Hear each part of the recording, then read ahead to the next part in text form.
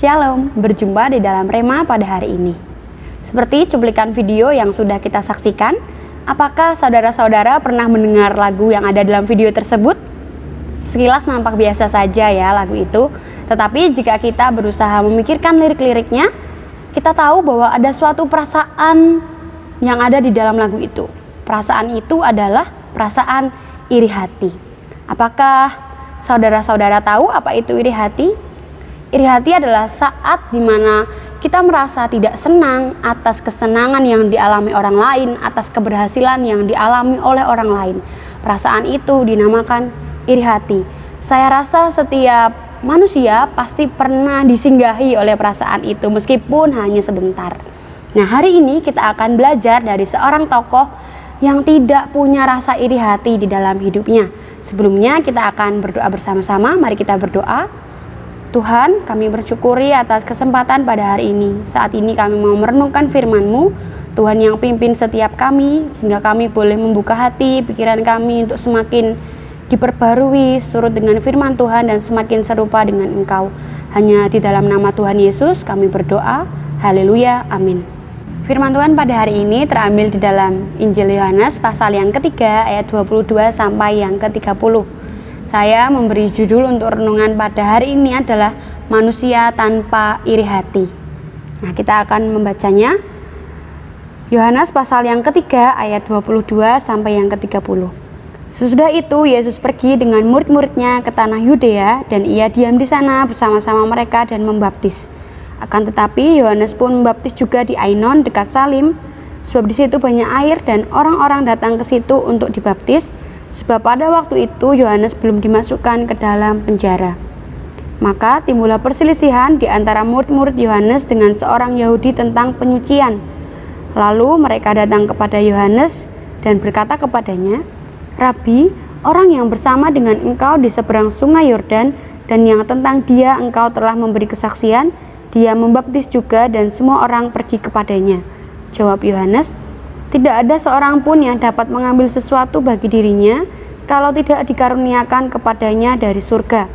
Kamu sendiri dapat memberi kesaksian bahwa aku telah berkata, aku bukan Mesias, tetapi aku diutus untuk mendahuluinya.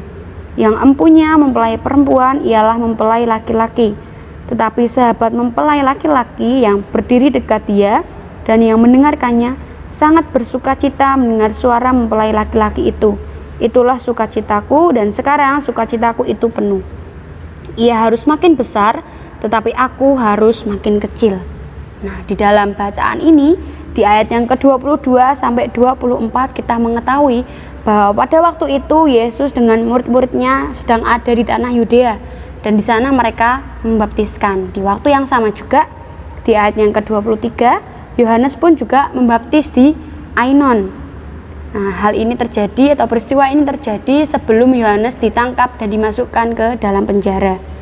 Nah, di ayat yang ke-25 kita dapat membacanya bahwa pada waktu itu terjadi perselisihan antara murid-murid Yohanes dan juga seorang Yahudi tentang penyucian. Nah, setelah adanya perselisihan itu, murid-murid Yohanes pergi kepada Yohanes Pembaptis. Mereka mengadukan atau berkeluh gitu ya kepada Yohanes tentang apa yang saat ini terjadi, bahwa Yesus yang dulu bersama dengan Yohanes di seberang sungai Yordan, saat ini ia dan murid-muridnya juga membaptis. Nah, di dalam keluhan yang disampaikan itu, kita mengetahui bahwa ada rasa khawatir, rasa iri hati di dalam diri murid-murid Yohanes, karena pengikut-pengikut Yohanes yang dahulu banyak berkurang karena ada yang beralih untuk mengikut Yesus. Karena pada waktu itu Yesus juga membaptis orang-orang banyak. Nah, menyikapi keluhan yang disampaikan oleh murid-muridnya, Yohanes tidak serta-merta terprovokasi dan menjadi iri hati ataupun panas hati. Tetapi dengan sikap yang sangat indah, dia menjawab setiap keluhan yang disampaikan oleh para muridnya. Nah, dari sikap Yohanes yang akan kita pelajari pada hari ini, saya menyingkatnya dengan sikap 3M seperti itu. Jadi dari sikap-sikap Yohanes akan ada 3M yang kita pelajari untuk mencegah kita atau meminimalisir saat kita merasakan iri hati. Pertama adalah menerima, ada di ayat yang ke-26 sampai dengan 28. Pada saat murid-murid itu mengadukan gitu ya, Yohanes tidak serta-merta iri hati gitu ya, tidak panas hati. Wah, dia kan dulu bersama dengan aku, kok sekarang dia membaptiskan sendiri. Itu bukan hal yang dirasakan dan diungkapkan oleh Yohanes. Nah, tapi di ayat yang ke-27 dijelaskan, tidak ada seorang pun yang dapat mengambil sesuatu bagi dirinya kalau tidak dikaruniakan kepadanya dari surga. Yohanes tahu bahwa saat ini yang dilakukan Yesus itu tidak akan mungkin dilakukan jika tidak berasal dari Bapa sendiri. Nah, di ayat yang ke-28 dia menyebutkan bahwa dia bukan Mesias, tapi dia adalah seorang yang diutus untuk mendahului Mesias. Nah, kita mengetahui sikap yang pertama adalah dia menerima. Menerima apa? Menerima apa yang menjadi ketetapan Allah di dalam kehidupannya. Saat dia ditetapkan untuk menjadi utusan yang mendahului Mesias, dia melakukan itu. Dan dia tidak memalsukan itu kepada dunia. Saat orang berkata, apakah kamu Elia? Dia jawab, bukan. Apakah kamu Mesias? Bukan. Apakah kamu Nabi yang akan datang? Bukan. Ya, karena dia tahu bahwa dia datang ke dunia ini sebagai utusan. Dia menerima panggilan, menerima ketetapan yang diberikan Allah itu kepadanya dengan sepenuh hatinya. Nah, di saat kita mengerti, kita menerima apa yang menjadi bagian yang ditetapkan Allah dalam kehidupan kita, rasa iri hati itu tidak akan kita alami seperti yang dialami oleh Yohanes saat dia menerima bahwa dia dipanggil, diutus untuk mendahului Mesias.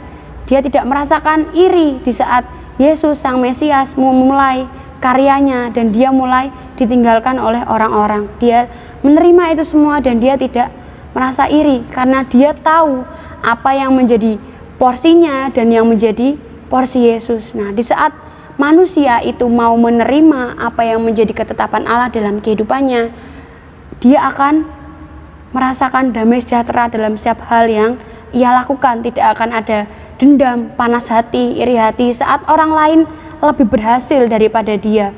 Karena saat manusia itu tahu bahwa setiap keberhasilan itu asalnya dari Allah, dia pasti akan ikut bersukacita karena itu dari Allah yang memberikan. Nah, jadi di dalam setiap pelayanan yang kita lakukan, janganlah kita pernah merasa iri hati saat orang lain menerima banyak talenta, banyak karunia, sedangkan kita hanya itu-itu saja. Tidak perlu merasakan iri hati. Karena apa? Karena kita sudah diberikan dan apa yang sudah diberikan kepada kita harus diterima dengan sepenuh hati. Tidak perlu merasa iri karena Allah sudah memberikan porsi masing-masing, bagian masing-masing kepada setiap hamba-hambanya. Nah, itu M pertama yang akan menghindarkan kita dari iri hati, yaitu menerima setiap pemberian Allah. Yang kedua, M yang kedua yang akan menolong kita untuk terhindar dari rasa iri hati adalah melakukan yang terbaik. Di ayat yang ke-29, yang empunya mempelai perempuan ialah mempelai laki-laki, tetapi sahabat mempelai laki-laki yang berdiri dekat dia dan yang mendengarkannya sangat bersukacita mendengar suara mempelai laki-laki itu. Itulah sukacitaku dan sekarang sukacitaku itu penuh. Nah, melakukan bagian yang terbaik. Yohanes tidak merebut posisi Yesus sebagai mempelai laki-laki gitu ya. Dengan perumpamaan ini sangat jelas dia memposisikan dirinya sebagai sahabat mempelai laki-laki. Nah, di dalam kehidupan orang Yahudi pada waktu itu, di dalam pernikahannya, sahabat mempelai laki-laki disebut dengan shosben. Shosben ini punya peran tersendiri gitu ya, dan Yohanes memposisikan dirinya sebagai sahabat mempelai laki-laki. Jika di dalam adat perkawinan Yahudi itu seorang shosben atau sahabat mempelai laki-laki, dia punya 4 tugas. Yang pertama, dia bertugas untuk menghubungkan mempelai laki-laki dan perempuan. Dan yang kedua, dia mengatur perkawinan antara mempelai laki-laki dan perempuan, memulai dari menyebarkan undangan sampai bagaimana mengatur pesta perkawinan. Nah, dan yang ketiga, dia bertugas untuk mempertemukan kedua mempelai. Lalu tugas dia yang terakhir, yang keempat adalah menjaga kamar mempelai perempuan. Nah, jadi dia menjaga kamar itu, dan di saat hari gelap dia akan mengenali mempelai laki-laki berdasarkan suaranya. Setelah dia yakin itu adalah mempelai laki-laki yang tepat bagi mempelai wanita, dia akan mempersilahkan mempelai laki-laki itu masuk dan bersatu dengan mempelai wanita. Itulah tugas seorang shosben atau sahabat mempelai laki-laki di dalam pernikahan Yahudi. Nah, melalui penggambaran ini kita tahu bahwa Yohanes sudah melakukan tugasnya dengan sangat baik, gitu ya. Dia mempertemukan Yesus dengan bangsa Israel.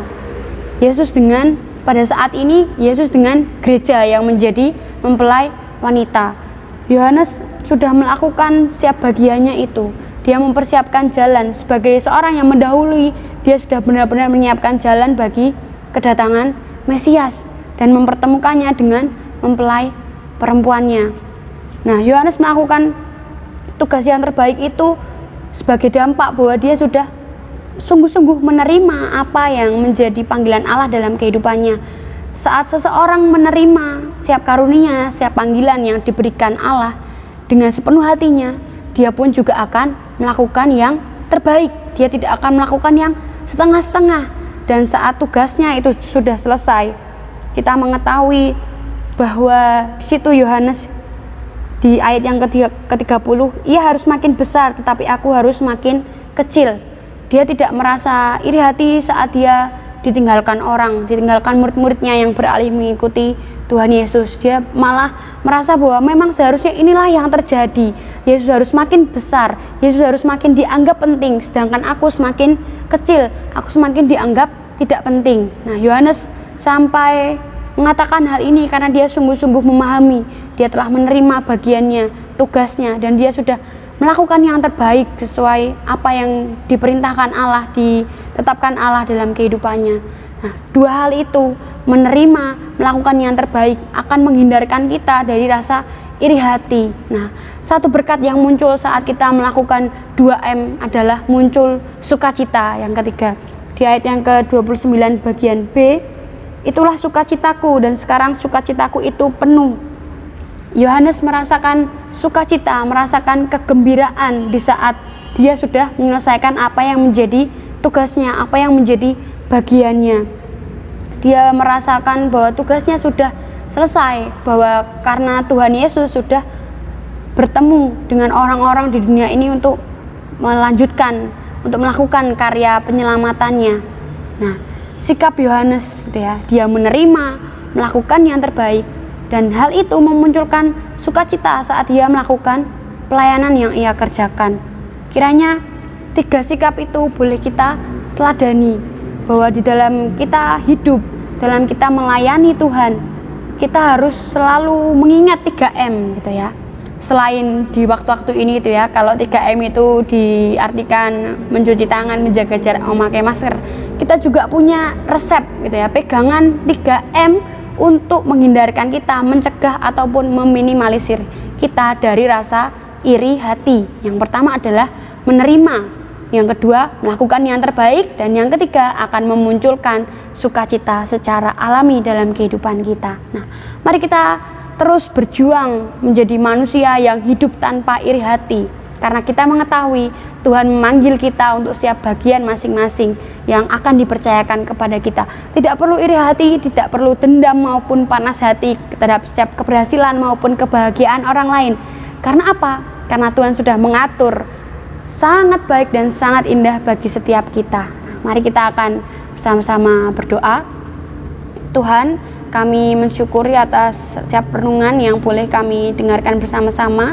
Biarlah Tuhan akan terus menolong kami hidup menjadi pribadi yang menerima setiap karunia, setiap berkat yang telah Tuhan tetapkan bagi kami, dan selalu berjuang melakukan yang terbaik sehingga kami boleh mendapat sukacita yang daripada Engkau, bahwa kami telah melakukan bagian kami dengan baik dan berkenan kepadamu. Terima kasih Tuhan, hanya di dalam nama Tuhan Yesus kami berdoa dan bersyukur. Amin. Terima kasih, Tuhan Yesus memberkati.